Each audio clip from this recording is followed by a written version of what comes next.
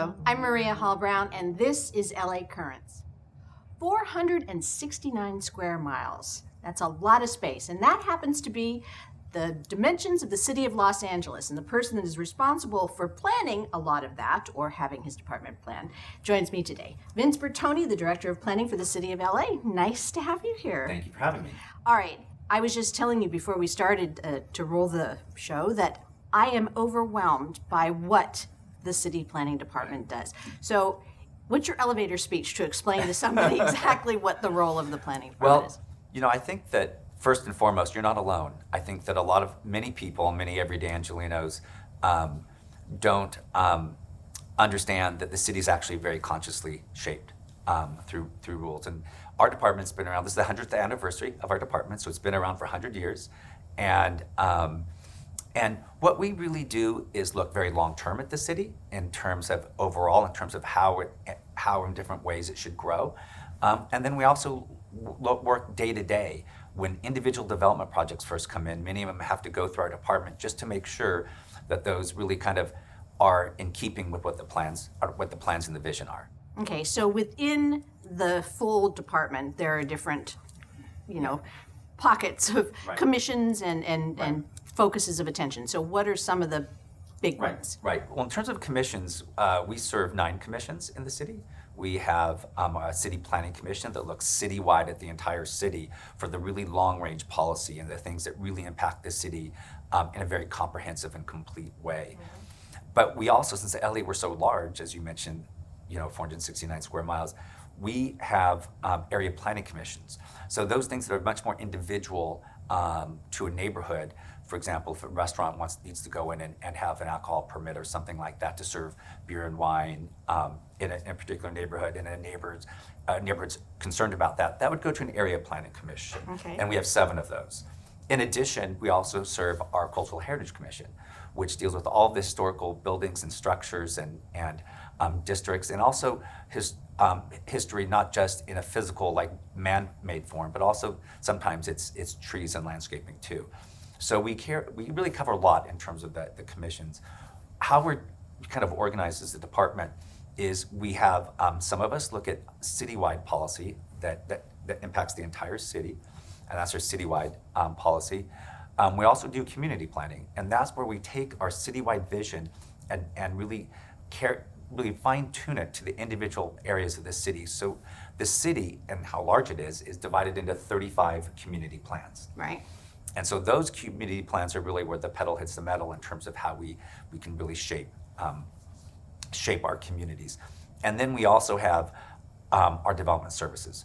And that's when the developers want to come in and we're ensuring that the development really completes the vision that we have both in our citywide planning as well as our community plans.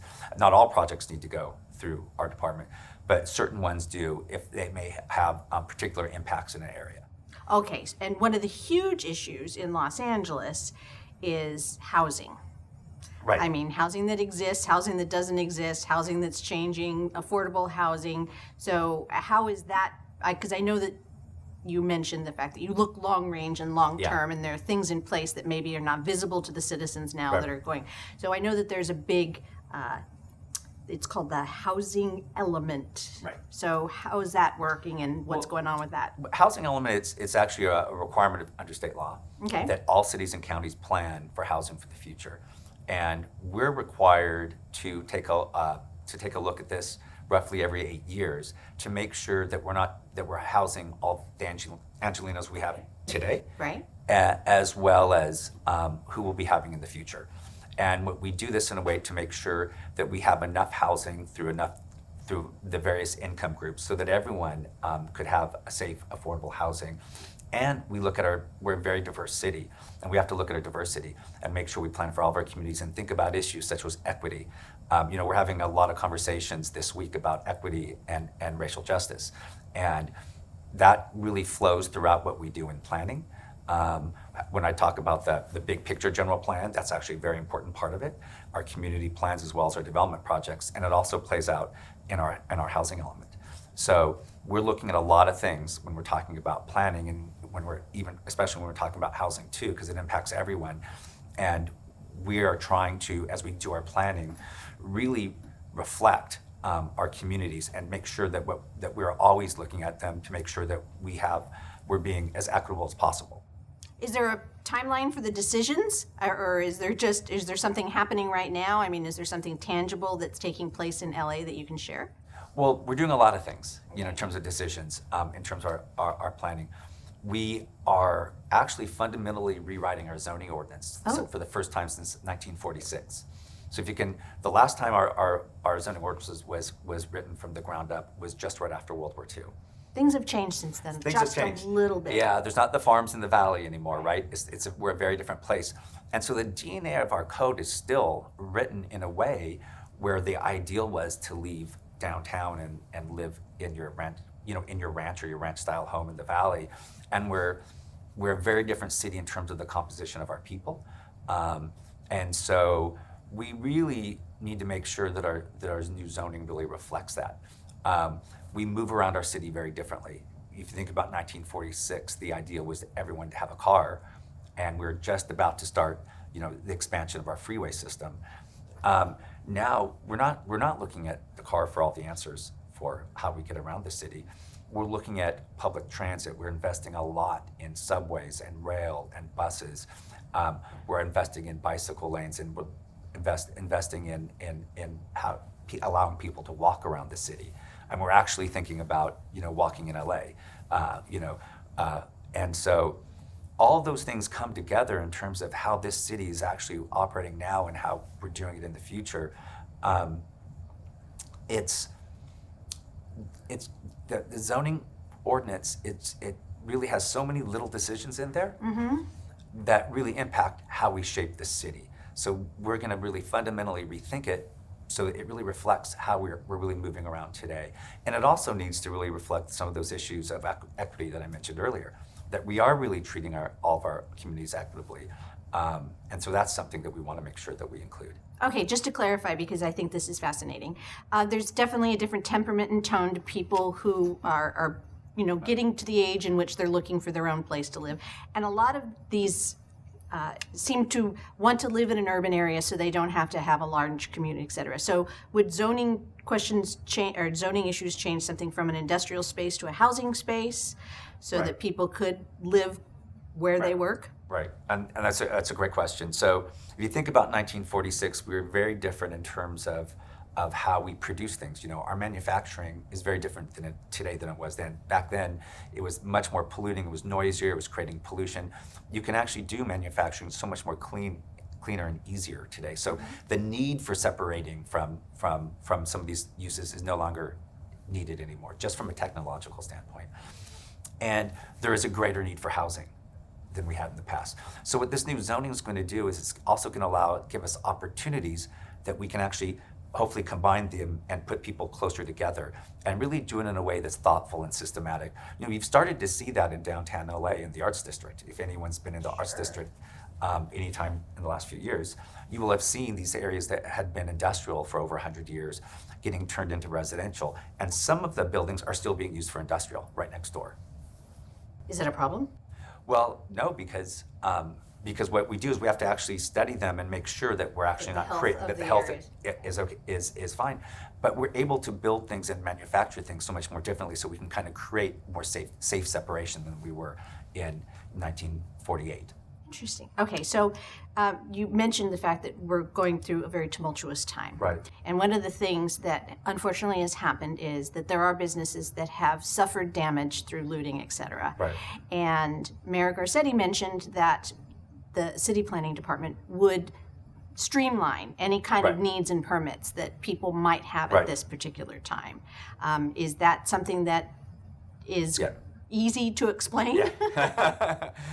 It's a very complex process, as you can imagine, going through the bureaucracy in Los Angeles. But yeah, so first off, we had to, within a few days, several months ago, move from operating in all of our city offices to almost everyone operating remotely. Right. So everyone in America had to do that, basically. And so we did too. And so we had to really re-engineer our whole systems fairly quickly in a matter of days to make sure that all of our employees could work together remotely and then serve the public remotely. And so we've done that by really moving more of our services online than we had in the past, and we had to be fairly nimble when it came to that. And that's, I think, one of the keys right now is COVID-19 is really forcing government to be way more nimble than it has been in the past, because we just have to. It's an opportunity, though, too, because in the past, our customers weren't always being very nimble either. Right. We're in a situation where everyone in America has to be nimble. And so it's really given us an opportunity to really operate differently. And we're also doing things that are tangible that you'll be seeing as you walk or drive down the street. We have the city and the mayor enacted the LA Al Fresco program, which what that does is it makes it easier for businesses to, restaurants, as they reopen through COVID-19, what it allows them to do, because of the new rules, they have to create more physical separation within their restaurants, which means a lot fewer customers can dine indoors. We've done a streamlined program where restaurants can actually dine outdoors in places that previously weren't allowed.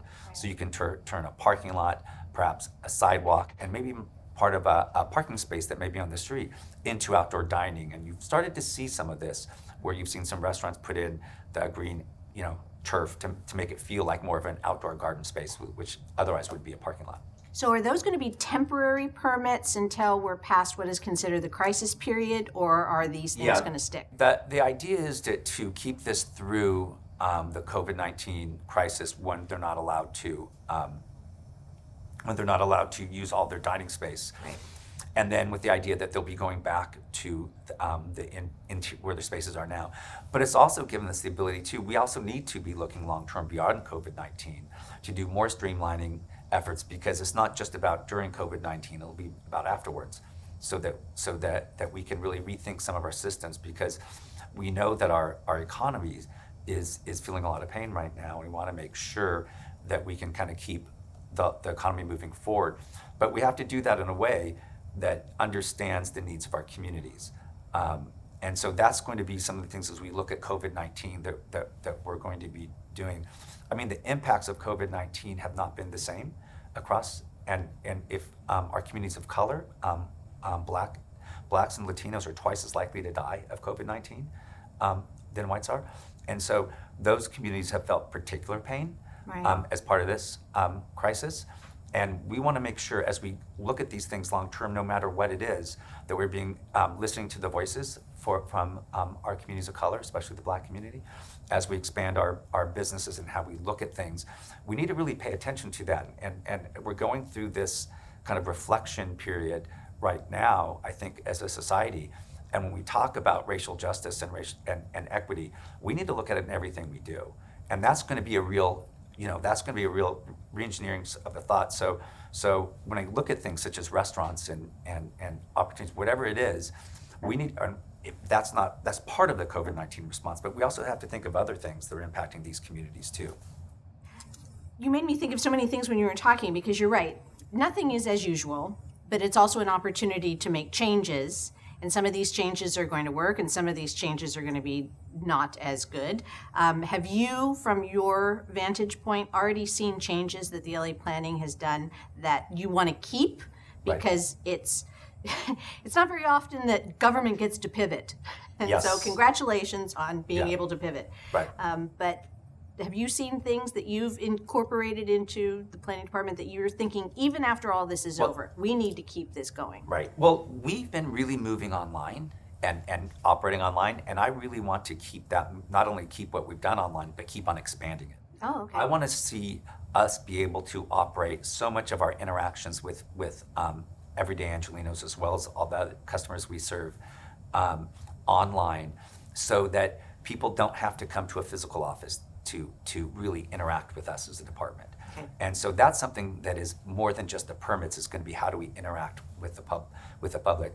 One of the things that I really like to see keeping is, one of the things we still really can't do as we slowly reopen with COVID-19 is to assemble in large places.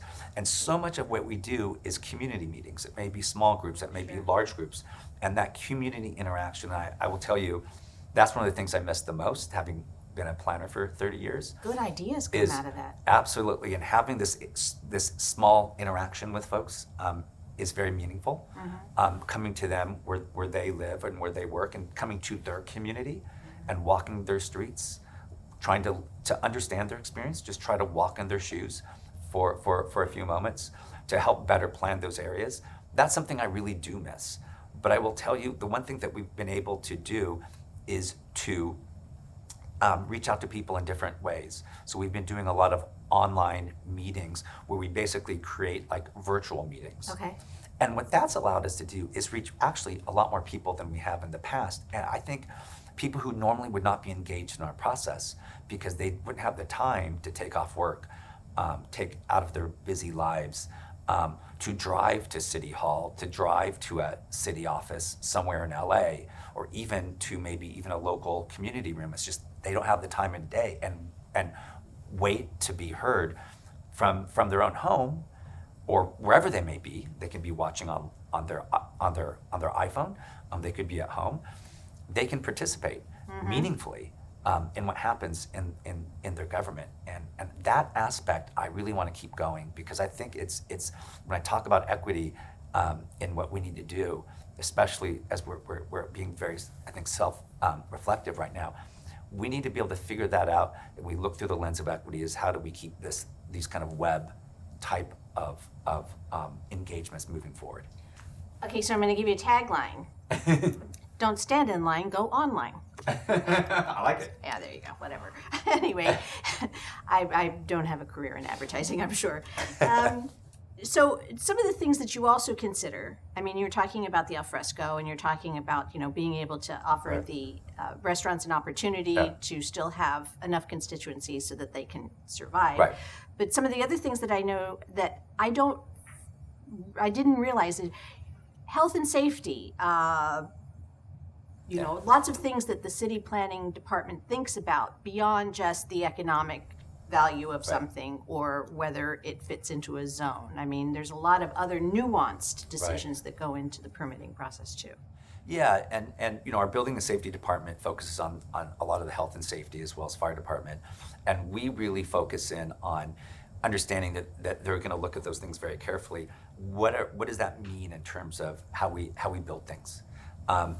And so the health and safety is really important, and fundamentally, I would say too is as we're looking at safety, we're looking at people's personal safety, and that's an important aspect of what we do. Air, mobility, transportation. Absolutely. Well, health. I mean, the air people breathe and how we plan communities. If you look at, we've created great disparities through planning all over the country, including Los Angeles over the last 100 years and more. I mean, the examples of, if you look at Boyle Heights, which was and still is a thriving Latino community, and we cut it up with 4 or 5 freeways, and that created a lot of health impacts when it comes to the health impacts of the people who live there. Sure. From all the exhaust from the freeways. You look at South Los Angeles, really a thriving Black community, and how we put industrial right next to homes, next to churches and things like that. And that really created some health impacts. There's so many things that have created health disparities, and a lot of things create health disparities. But what we do in planning, it contributes to that. I should say we if you live in Watts, your average lifespan, and I'll make sure I have this number correct, is roughly 13 years less than if you live in Brentwood or Palisades, and that's a huge health disparity. And 13 years from an average lifespan is really large. That I went online and looked at how does that compare other places? That 13 years is the same difference between the countries that have the best healthcare systems in the world and those that have the worst. Oh, for heaven's sake. It's the same amount of age range from those countries that have the strongest economies that those that have the weakest economies. We have it here in our own city. And it happened for a lot of reasons, but a lot of it is how we planned our city. Laws that were created throughout this country, zoning is some of them, over time created great inequities. Basically, redlining comes from the term about where banks were going to loan money. But in essence, it was really a way through our banking regulations and through our laws to really cluster groups, especially African Americans, into certain neighborhoods, and then do things such as zone in there for things such as industrial that could be harmful to them, not give them enough open space or recreation opportunities. When we look at this and we think about our zoning, we really need to look back to see how those practices, and there may be just so many of them numerously that just grew exponentially over time, how that's really impacted these communities, and see how we can change that in the future and really uplift these communities. So what are you going to do? I mean, what can you do? I know that there are some retro plans to like Right. maybe put green spaces in, but how do you Right. fix a That's- problem that seems insurmountable to me? You know, since I've been back, I think about that like every night before I go to bed. I feel like I've been thinking about that for over 4 years, and it's tough because we talk about systemic change, and we've talked a lot about systemic racism this last week, and too. We should have been talking about systemic racism for the last couple hundred years, but it's important that we're talking about it now. It's ingrained in so much of what we do. So it's been the system, and we all have to own it to change it. And one of the things that we have to do is really look citywide at disparities. Now, we've done some of that. We have something called the community health element that looked at health disparities throughout the city of Los Angeles. We also have we adopted an ordinance called Clean Up Green Up, which helps to really go to those areas that have been particularly hit by having industrial next to where homes are. And when we worked on all of our community plans, we really worked in partnership with a lot of the communities to try to see what we could do. But honestly, we have to really look citywide and look within ourselves to see how we can fundamentally rethink how we distribute things in the city of Los Angeles. And it's going to be, I think this is the time to have that conversation.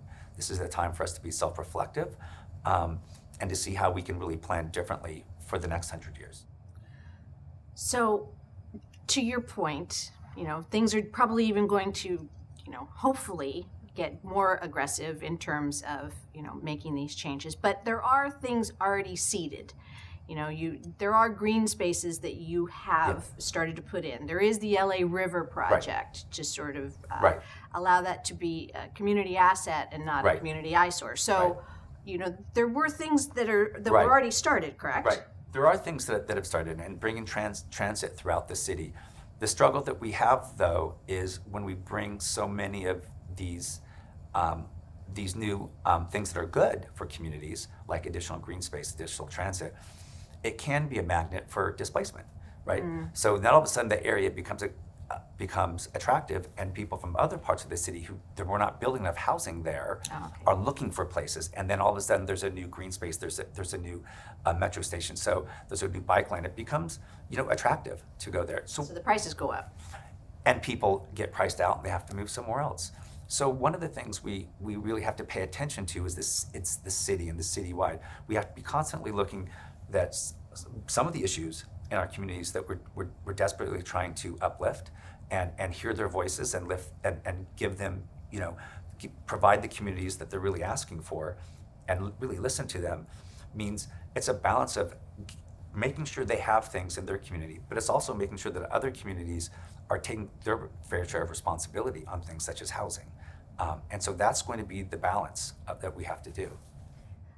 So on a not as serious note, but I think also equally, well, I'm not going to say equally, but also important. Los Angeles has begun to embrace its heritage, its history, and its important protection of historical landmarks, historical properties, and as you even mentioned, historical greenery. Right. So where does the city stand right now on those, and how is that going? In terms of historic properties? You bet. Oh yeah. So we have historic buildings and properties all over the city. We have historic districts.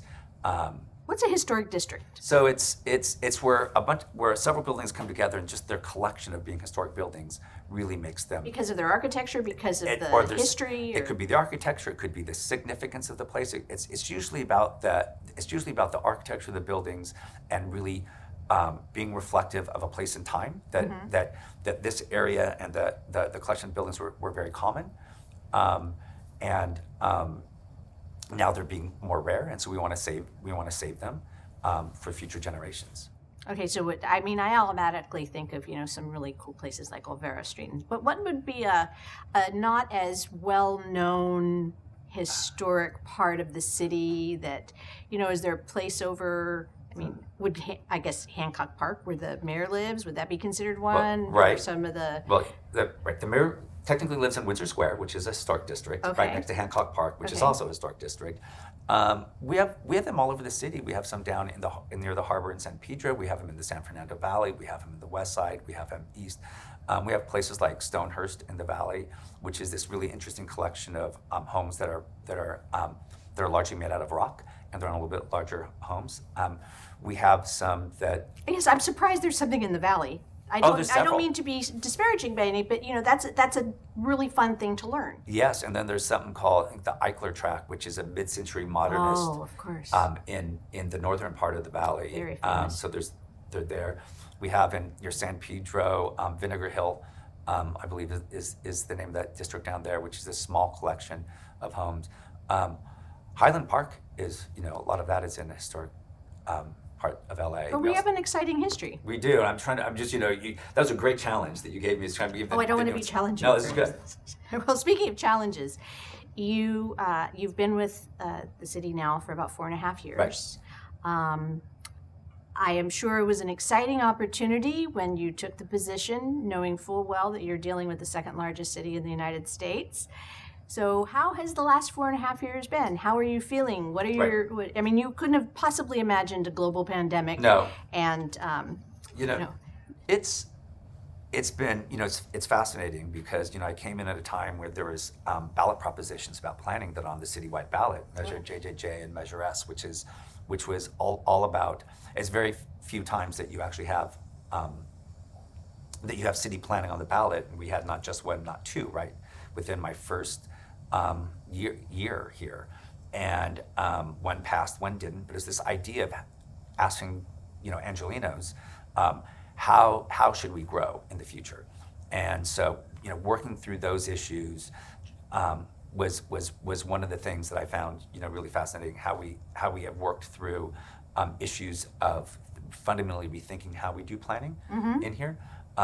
I've really spent time trying to work on issues of engaging everyday Angelenos and really thinking of different avenues for Angelenos that, first off, understand planning, understand that we're here, that we exist. And if Angelenos understand that we exist, first, that's like the first step. So they know that they should engage with us. So we have to let them know we're here, and we did that. And then, really as we go through this process, really hearing different voices, really talking about issues of equity in our city, and that's a ongoing goal, and really trying to chart a different course. I talked earlier about systemic issues in the past, and those issues, we that are here may not have created them, but it's our responsibility to do something about them. yes. And so that's something that's really important for people to understand is when we look at the past practices that we may have had as a city, some of those practices have gone on for probably hundreds of years. And our challenge is to not be defensive and think, about them. Understand that these are things that happened. We have to understand them. And it's all of our responsibility to come together to think about how we change them and really chart a course for Los Angeles that is much more fair and equitable. I think it would come as a pleasant surprise to people to know that something like a large department that is so responsible for so many things really wants to hear from the people that it serves. You think more that it's the place where you go to get a permit, it's the place where you go to get something approved, but it really is the place you go so that you can share your hopes for what your world should look like. Absolutely. And it's more important than ever. And we really need to be uplifting lots of voices right now, and it's going to be a challenge. It's going to be a big challenge, and what's going to take it is going to need all of us inside of ourselves to really be up for that challenge. Okay, so what's the website so that people can get in touch? It's www.planningforla.org, and so that's planning the number 4la.org. Okay, well, here's hoping you get lots of voices in your head to help you plan for the future. All right, it was great to talk to you. Thank you. Thanks so much.